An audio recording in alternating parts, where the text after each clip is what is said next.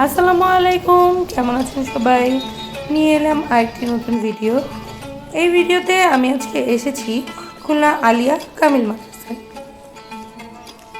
এই মাদ্রাসার main gate দিয়ে ঢুকে অল্প কিছু দূর হেঁটে গেলে আমরা দেখতে পাবো খুলনা জেলা মডেল মসজিদ। এই মসজিদ সবার জন্য উন্মুক্ত।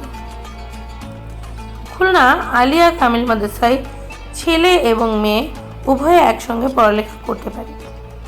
এখানে আবাসিক এবং অনাবাসিক ব্যবস্থা আছে।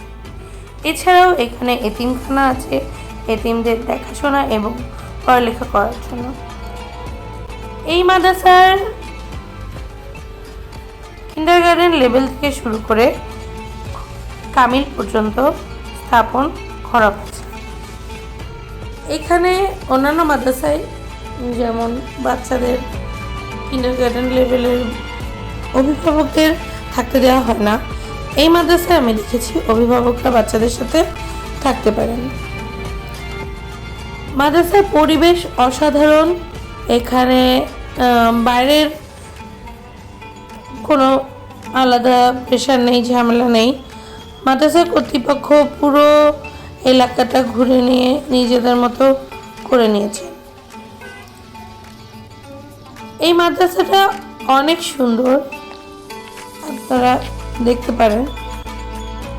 এই যে মাদ্রাসার কারুশৈলী অসাধারণ, আমার খুব ভালো লেগেছে।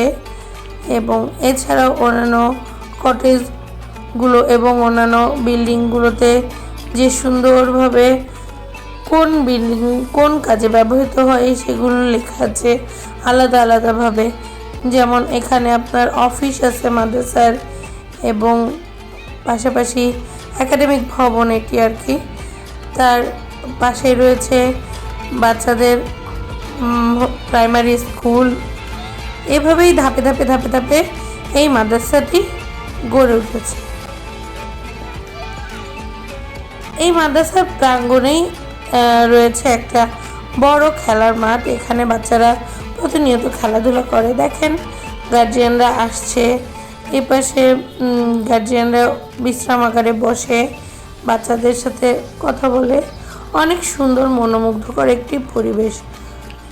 মডেল মাদ্রাসা যেমন দেখতে অসাধারণ এবং সুন্দর, ঠিক তেমনি এটি অত্যন্ত জনপ্রিয় এবং অত্যন্ত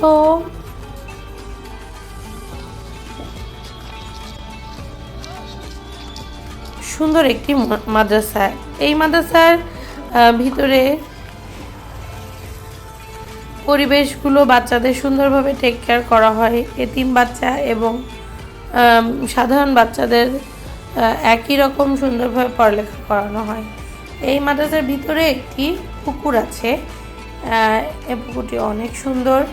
এই সামনে যারা অনাবাসিক থাকে তারা বাচ্চাদের সকালে দিয়ে যায় এবং বিকেলে নিয়ে আসে। আর আবাসিকের বাচ্চারা আবাসিকেই থাকে। ওখানে আপনার নিজস্ব হোস্টেল আছে, হল আছে, যেখানে তারা